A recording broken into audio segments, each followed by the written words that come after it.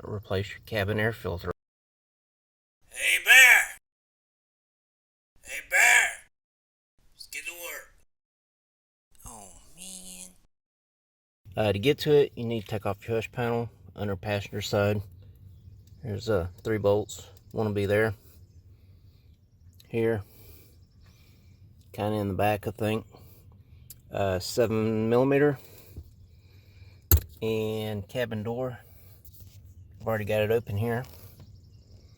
You can see your evaporator. Cabin door is just a small little cover like this with a 5.5mm socket, and comes right off. There'll be 2 filters in here. One's for the indoor, one's for the outdoor.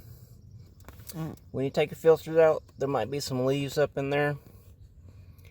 Just turn on your ignition and turn your blower on high.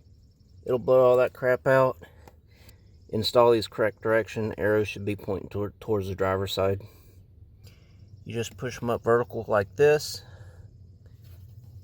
Like this. You see that? That's your IQ. Now you slide the filter up and you push it in that way. And once it's over as far as it can go, you just push the second one right up behind it. Close the cover. Put your hush panel back together. 3 bolts. You're done.